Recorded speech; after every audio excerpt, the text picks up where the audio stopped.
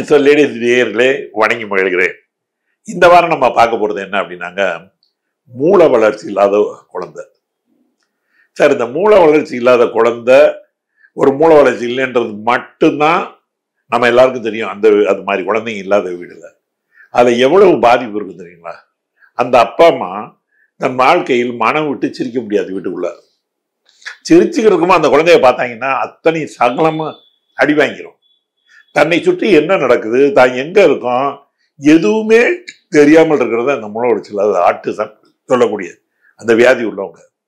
12 வயசுக்கு மேல உள்ள பெண் குழந்தையா இருந்துன்னு வச்சுங்க, அந்த அம்மா கறி செத்தா விட்டுட்டு வெளியவும் போக முடியாது, பக்கத்து வீட்டுக்கு போக முடியாதுங்க. அந்த குழந்தைக்கு என்ன ஆகுமோ ஏதாகுமோன்ற பயம். இன்றைக்கு வரை இதுக்கு ஒரு முழுமையான ஒரு வைத்திய முறை இல்லை. தெளிவாக சொல்றேன். இது அமெரிக்காவில் இதுக்கு பேர் என்ன தெரியுங்களா? அந்த வியாதிக்கு பேரு மினிமல் பிரெயின் டிஸ்ஃபங்க்ஷன், MBD. இப்ப நம்ம ஊர்ல இது ஆட்டிசம், அட்டென்ஷன் டிஃபிஷியன்ட் சிண்ட்ரோம் அப்படி நிறைய சொல்றோம். ஏதோ பேர் சொல்லிக்கிட்டே இருக்கோம். சரி, அதெல்லாம் கரெக்டுப்பா. வைத்தியம் என்ன? எத்தனை நாள் நல்லா ஆகும்? கிடையாது. அப்படி ஒரு வைத்திய முறை கிடையாது.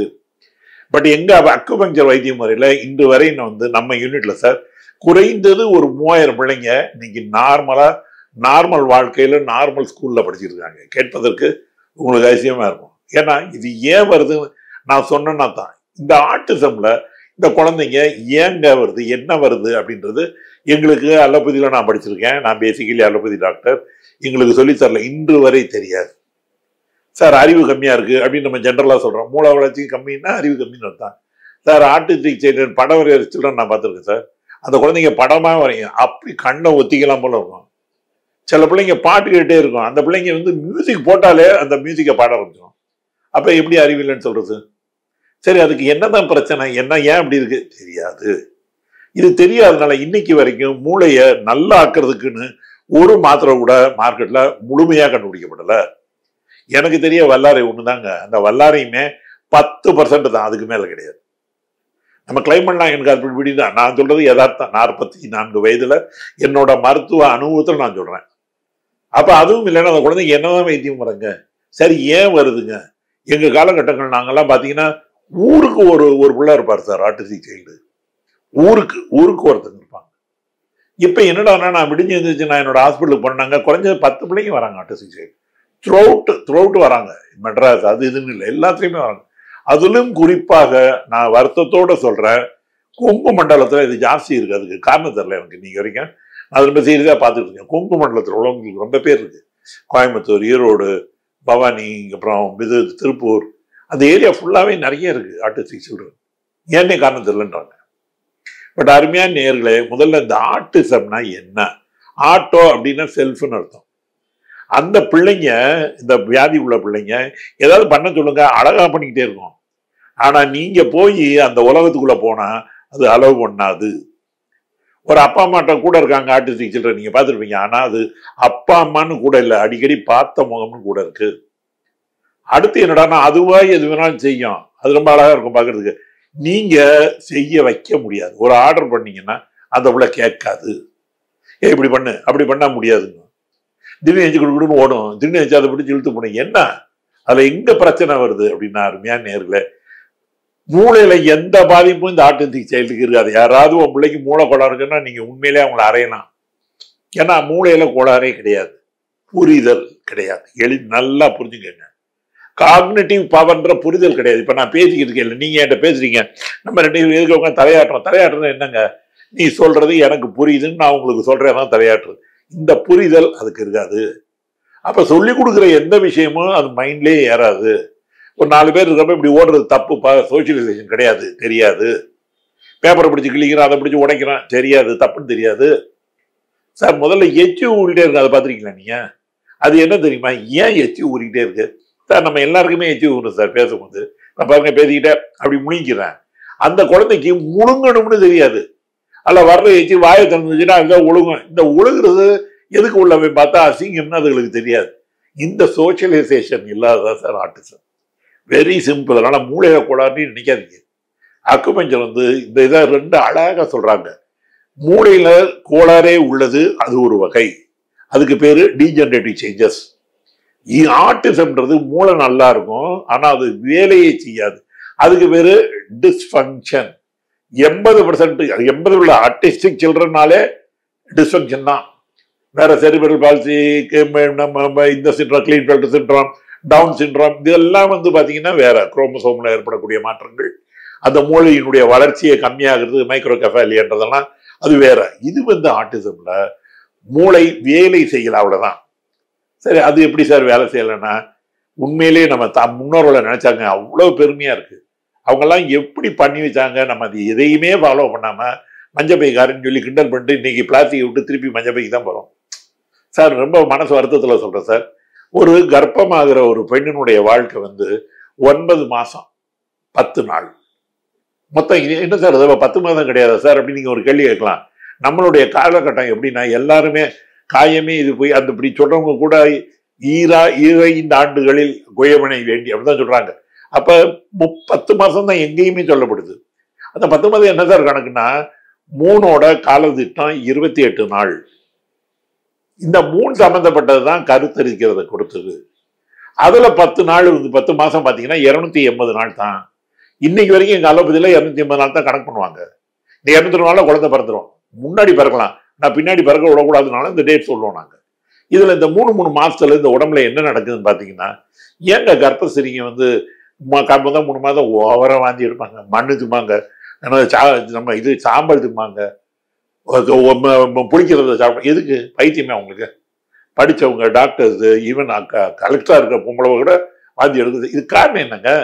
எங்க அலோபதியோ வேற சயின்ஸ் சொல்லலைங்க. முதல் 3 மாதம் நம்ம உடம்புல எர்த் எலிமெண்ட் ஒண்ணு இருக்கு, அது கூட இருக்கும். அது எதுக்கு கூட இருக்குன்னா, பூமி தாய் தான் வளர்க்கும், பெருசாக்கும், இல்லைங்களா? It generates, it develops, it nurtures, எல்லாமே பூமி தான். அப்ப இந்த உடம்புல ஒரு கரு நூண்டா இருக்கிறது, கை காலு உருவாகி வளர்றதுக்கு சாமி படைச்சது இந்த எர்த் எலிமெண்ட். அதனால இந்த எப்பயுமே இதுல நடந்தா தான் அபாஷன்றது இதுக்கு பாசிபிலிட்டிஸ். அடுத்த 3 மாசம் இதெல்லாம் ஸ்ட்ராங் ஆகணும். அதுல ஏதாவது குறைபாடு ஏற்பட்டாதான் இந்த டவுன் சிண்ட்ரோம், கை வளரல, கால் வரல, அந்த மாதிரி விஷயங்கள் வந்துடும்.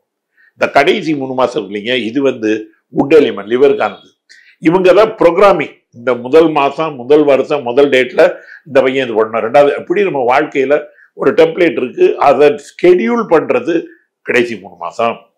இப்ப இந்த 3 மாச லெவல்ல யாரெல்லாம் வருத்தப்பட்டு அப்செட் ஆகுறீங்களோ அவங்களுக்கு இந்த மாதிரி பிள்ளைங்க பிறக்குது.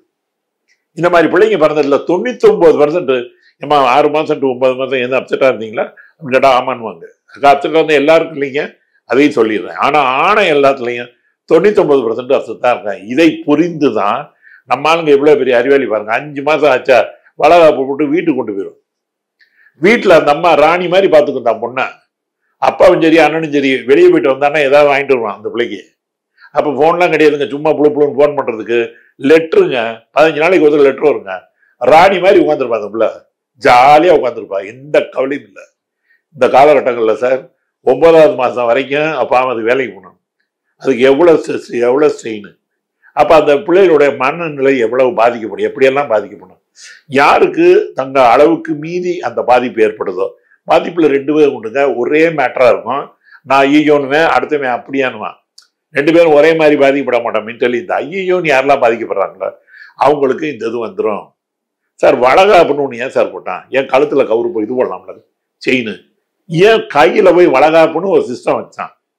லூஸ் ஆகுங்கல்லாம் சார். நல்லா தெரிஞ்சுங்க சார், 5வது மாசம் 9வது மாசத்துக்குள்ள எக்லாம்சியான்ற ஒரு நோய் வரும். அந்த உடம்பெல்லாம் ஊதிரும் அந்த பிள்ளைக்கு. அந்த ஊதின பிள்ளை இன்ஸ்டன்ட் டெத்து. அதனாலதான் மறுபிறவின்னு சொல்லுவாங்க டெலிவரிய. இத அந்த வீக்கம் வந்துருச்சான்னு கண்டுபிடிக்கிறதுக்குங்க அந்த குழந்தைக்கு ஒரு வளையல போட்டு விடுறான். அந்த வளையல ஆடிக்கிட்டு இருக்கான். இந்த பிள்ளைக்கு வீக்கம் வந்துருச்சுன்னா அந்த வளையல் ஆடாது, டைட் ஆயிடும். எவ்வளவு அழகு பாருங்க.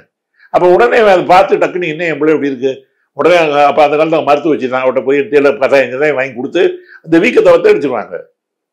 சார் என்ன பியூட்டிஃபுல் சயின்ஸ் அது. 9 மாசத்துல நம்ம இப்ப உட்காந்துட்டு இருக்கோம். சரி, இதை விடுங்க. இதுதான் சார் ஆட்டுசத்தினுடைய பிரச்சனை. சரி, இந்த ஆட்டுசத்துக்கு உங்களுக்கு வைத்தியம் இருக்கா சார்? இருக்கு. இந்த வைத்தியத்துல பாத்தீங்கன்னா தம்பி, ஒண்ணு நான் மூளைய அந்த புரிதலை உண்டாக்கணும், இன்னொன்னு அந்த புரிதல் வந்ததுக்கு அப்புறம் அந்த பிள்ளைங்களுக்கு அதை சொல்லக்கூடியதை கிரகிக்கக்கூடிய ஒரு பவரை உண்டாக்கணும். இப்படி 2 பேர் மொத்தம் இந்த வைத்திய முறை எப்படின்னா சார், யாரா இருந்தாலும் 150 நாள். ஆனா அருமையா நேர்ல இல்லை ஒண்ணு மட்டும் தாய்மார்களுக்கு தெளிவா சொல்றேன், ஒரு ஊசி குத்துறதுனால ஒரு பையனை எம்ஏ ஆக்கவே முடியாது. நான் அறிவுன்றது வெளியிருந்து வருது. அதனால எவ்வளவு அறிவாளி ஆக்கிறோம், நான் தினம் கொண்டு போனேன் எவ்வளவு பெருசா அப்படி நினைக்காதீங்க, தயவு செஞ்சு நினைக்காதீங்க. நீங்க எவ்வளவு சொல்லி கொடுத்தாலும் அதை கிரகிக்க முடியாமல் நிலைமையில இருக்கிற அந்த குழந்தைக்கு அந்த கிரகிக்கிற புத்தியை எங்களால கொடுக்க முடியும். அது எப்படின்னா, இந்த 150 நாள்ல 90 நாள் தினமும் அரை மணி நேரம் நீங்க வைத்தியம் பண்ணீங்கன்னா, நம்ம ஹாஸ்பிட்டல்ல வந்து சின்ன சின்ன ஊசி தான் தலையில குத்தி வைப்போம், ஒரு பிள்ளைக்கு அது வலிக்காது. இதுல பெஸ்ட் என்னன்னாங்க, இதுல சைடு எஃபெக்ட்ஸ் கிடையாது. வேற ஏதாவது வியாதி வந்தா நீங்க மருந்து மாத்திரை போட்டுக்கலாம். இதுவும் அக்குபஞ்சரும் முறியாது. அதுல மேல ஜாலியா 11 ஊசி குத்தி வச்சிருவேன் தள்ள மாட்டான். நிஜமா சொல்றாங்க, வலிக்காது. அப்படியே கொண்டாந்து உட்கார வச்சோம்னா 90 நாள் அந்த பிள்ளைக்கு வந்து காக்னிட்டிவ் பவர் வந்துடும். அப்ப அந்த குழந்தை ஒரு 2 வயசு குழந்தைக்கான மூளையோட இருக்கும்.